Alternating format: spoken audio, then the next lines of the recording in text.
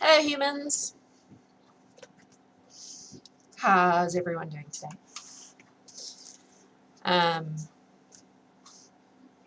We've bunkered down. Adam and I both have home offices now. It's quite entertaining. If I move slightly, you'll be able to see his home office back there. There. There we go.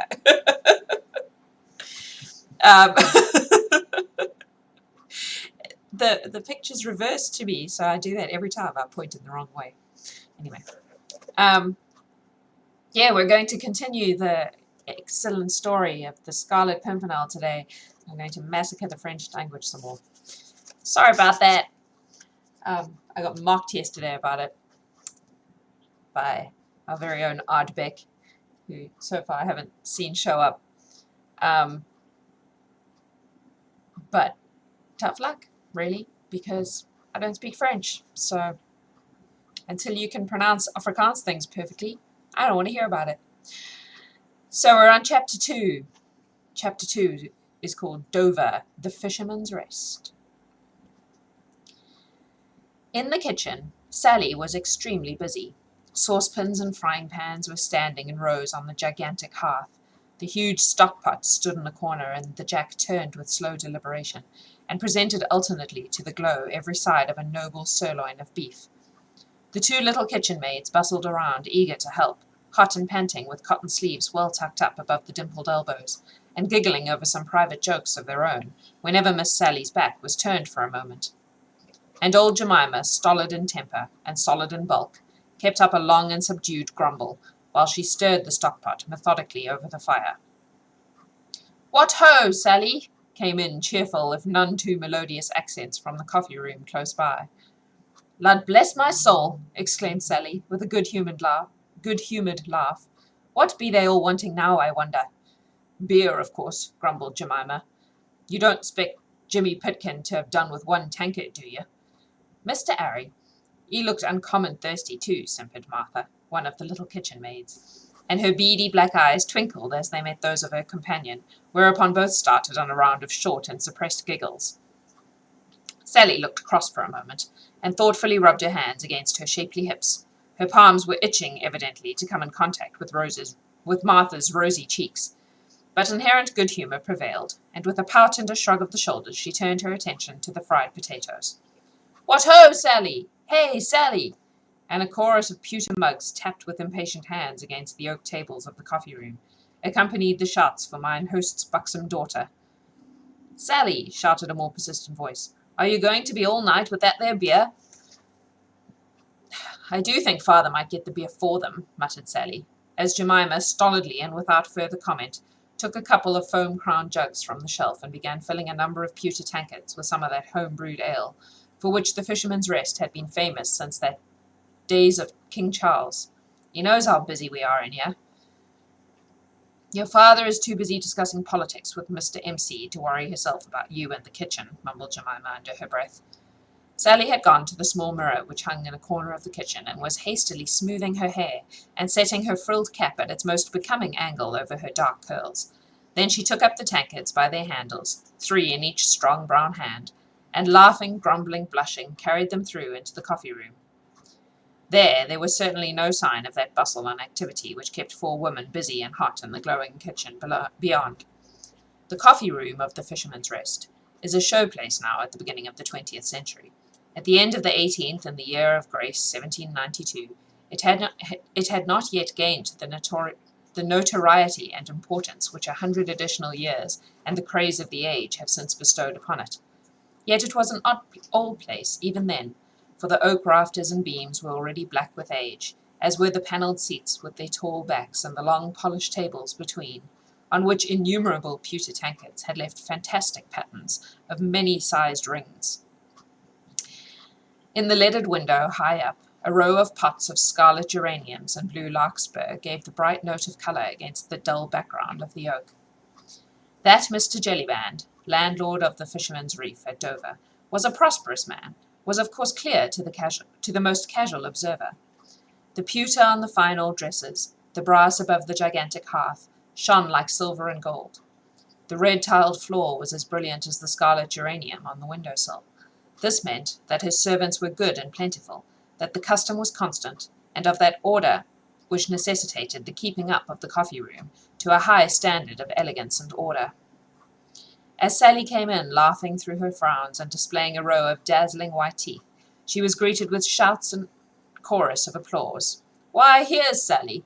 What ho, Sally! Hurrah for pretty Sally!"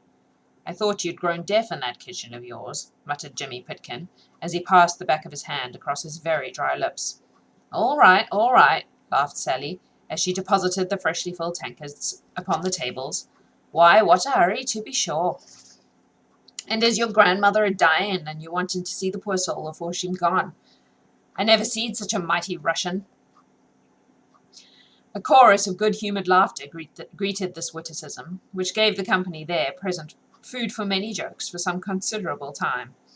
Sally now seemed in less of a hurry to get back to her pots and pans.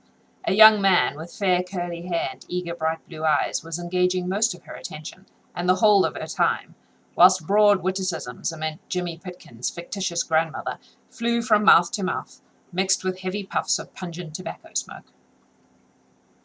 Facing the hearth, his legs wide apart, a long clay pipe in his mouth, stood mine host himself, worthy Mr. Jellyband, landlord of the Fisherman's Rest, as his father had been before him, ay, and his grandfather, and great-grandfather too, for that matter. Portly in build, jovial in countenance, and somewhat bald of pate, Mr. Jellyband was indeed a typical rural John Bull of those days, the days when our prejudiced insularity was at its height, when to an Englishman, be he lord, yeoman, or peasant, the whole of the continent of Europe was a den of immorality, and the rest of the world an unexploited land of savages and cannibals. There he stood, mine worthy host, firm and well set up on his limbs, smoking his long churchwarden and caring nothing for nobody at home, and despising everybody abroad. He wore the typical scarlet waistcoat, with shiny brass buttons, the corduroy breeches, the grey worsted stockings, and smart buckled shoes, that characterized every self-respecting innkeeper in Great Britain in those days. And while pretty motherless Sally had need of 4 pairs of brown hands to do all the work that fell on her shapely shoulders, worthy Jellyband discussed the affairs of nations with his most privileged guests. The coffee-room, indeed, lighted by 2 well-polished lamps which hung from the raftered ceiling, looked cheerful and cosy in the extreme. Through the dense clouds of tobacco smoke that hung about in every corner, the faces of Mr. Jellyband's customers appeared red and pleasant to look at, and on good terms with themselves, their host, and all the world. From every side of the room loud guffaws accompanied pleasant, if not highly intellectual, conversation, while Sally's repeated giggles testified to the good use Mr. Harry Waite was making of the short time she seemed inclined to spare him. They were mostly fisher-folk who patronized Mr. Jellyband's coffee-room, but fishermen are known to be very thirsty people. The salt which they breathe in when they are on the sea accounts for their parched throats when on shore. But the Fisherman's Rest was something more than a rendezvous for these humble folk. The London and Dover coach started from the hostel daily, and passengers who had come across the Channel, and those who started for the grand tour, all became acquainted with Mr. Jellyband, his French wines, and his home-brewed ales. It was towards the close of September, 1792, and the weather, which had been brilliant and hot throughout the month, had suddenly broken up. For 2 days torrents of rain had deluged the south of England, doing its level best to ruin what chances the apples and pears and late plums had of becoming really fine, self-respecting fruit. Even now it was beating against the leaded windows, and tumbling down the chimney, making the cheerful wood fire sizzle in the hearth. "Lud, did you ever see such a wet September, Mr. Jellyband?" asked Mr. Hempseed. He sat in one of the seats inside the hearth, did Mr. Hempseed, for he was an authority and an important personage, not only at the Fisherman's Rest, where Mr. Jellyband always made a special selection of him as a foil for political arguments, but throughout the neighbourhood, where his learning and notably his knowledge of the Scriptures was held in the most profound awe and respect. With one hand buried in the capacious pockets of his corduroys underneath his elaborately worked, well-worn smock, the other holding his long clay pipe, Mr. Hempseed sat there looking dejectedly across the room at the rivulets of moisture which trickled down the window panes. "No," replied Mr. Jellyband sententiously. "I dunno, Mr. Hempseed, as I ever did, and I've been in these parts nigh on 60 years. Aye, you wouldn't recollect the first 3 years of them 60, Mr. Jellyband, quietly interposed Mr. Hempseed. I dunno as I ever seed an infant take much note of the weather, leastways not in these parts, and I've lived here nigh on 75 years, Mr. Jellyband. The superiority of this wisdom was so incontestable that for the moment Mr. Jellyband was not ready with his usual flow of argument. It do seem more like April than September, don't it? Continued Mr. Hempseed dolefully, as a shower of raindrops fell with a sizzle upon the fire. Aye, that it do, assented the worth host. And then what can you expect, Mr. Hempseed, I says, with such a government as we've got? Mr. Hempseed shook his head with an infinity of wisdom, tempered by deeply rooted mistrust of the British climate and the British government. I don't expect nothing, Mr. Jellyband, he said. Poor folks like us. It is of no account up there in London, I knows that, and it's not often as I do complain. But when it comes to such wet weather in September, and all me fruit a rotting and a dying like the gutchin mother's firstborn, and doing no more than they did, poor dears, save to a lot of Jews, pedlars and such, with their oranges and such like foreign ungodly fruit, which nobody'd buy if English apples and pears was nicely swelled, as the scriptures say. That's quite right, Mr. Hempseed, retorted Jellyband, and as I says, what can you expect? There's all them Frenchy devils over the channel yonder murdering their king and nobility, and Mr. Pitt and Mr. Fox and Mr. Burke are fighting and a wrangling between them if we Englishmen should low them to go on in their ungodly way. Let 'em murder, says Mr. Pitt. Stop 'em, says Mr. Burke.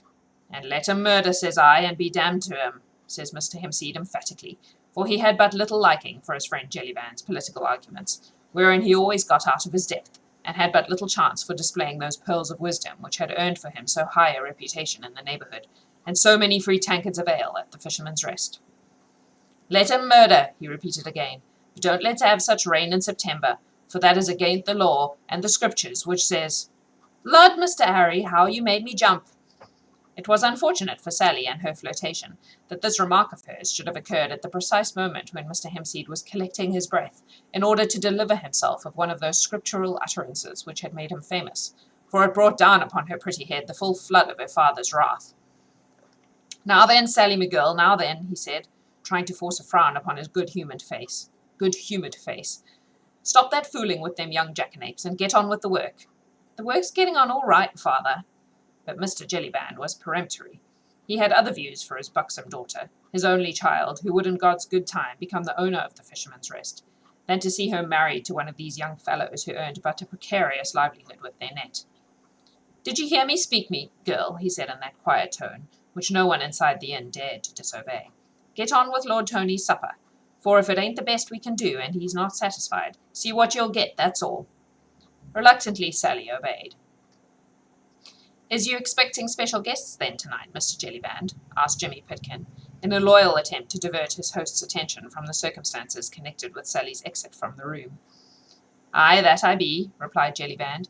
Friends of my Lord Tony hisself, dukes and duchesses from over the water yonder, whom the young lord and his friend Sir Andrew Ffoulkes and other young noblemen have helped out of the clutches of them murdering devils. But this was too much for Mr. Hempseed's querulous philosophy. Lud, he said, what they do that for, I wonder? I don't hold not with interfering in other folks' ways, as the scriptures say. Maybe, Mr. Hempseed, interrupted Jellyband with biting sarcasm, as you're a personal friend of Mr. Pitt, and as you says along with Mr. Fox, let 'em murder, says you. Pardon me, Mr. Jellyband, feebly protested Mr. Hempseed. I dunno as I ever did. But Mr. Jellyband had at last succeeded in getting upon his favourite hobby-horse, and had no intention of dismounting in any hurry. Or maybe you've made friends with some of them French chaps who they do say have come over here on purpose, to make us Englishmen agree with their murdering ways. I don't know what you mean, Mr. Jellyband, suggested Mr. Hempseed. All I know is, loudly asserted mine host, that there was my friend Peppercorn, who owns the blue-faced boar, and as true and loyal an Englishman as you'd see in the land.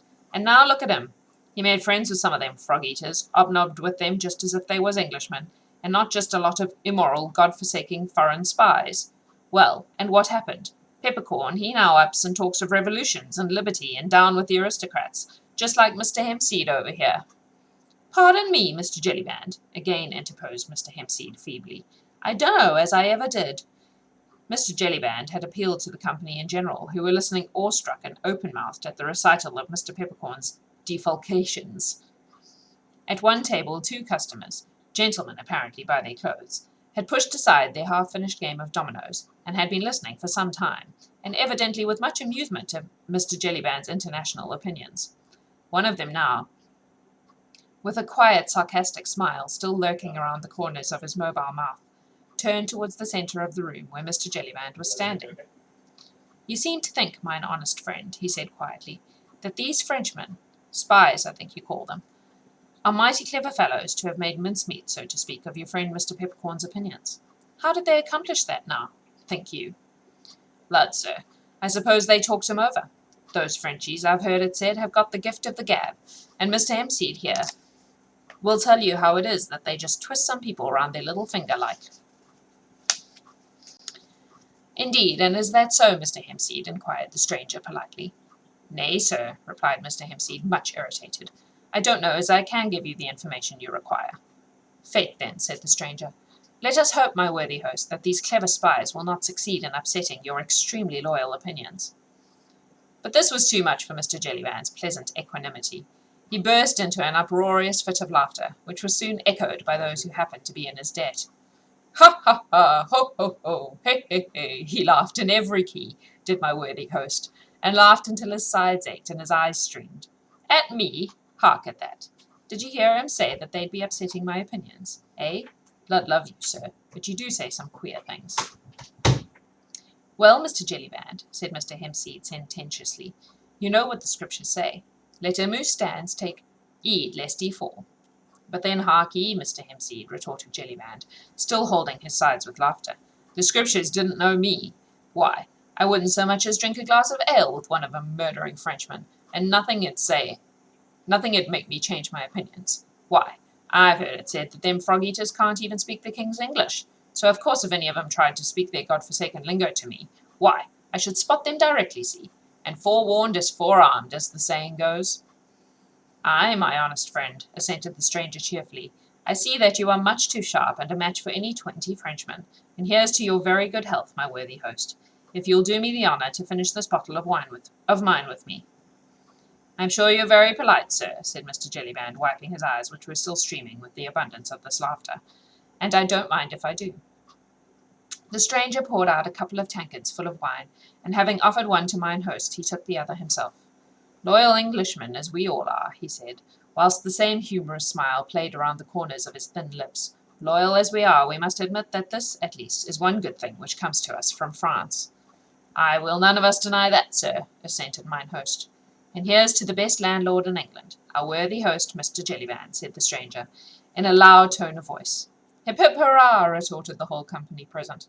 Then there was loud clapping of hands, and mugs and tankards made a rattling music upon the tables to the accompaniment of loud laughter at nothing in particular, and of Mr. Jellyband's muttered exclamations. "Just fancy me being talked over by any God-forsaken foreigner. What? Lord love you, sir, but you do say some queer things."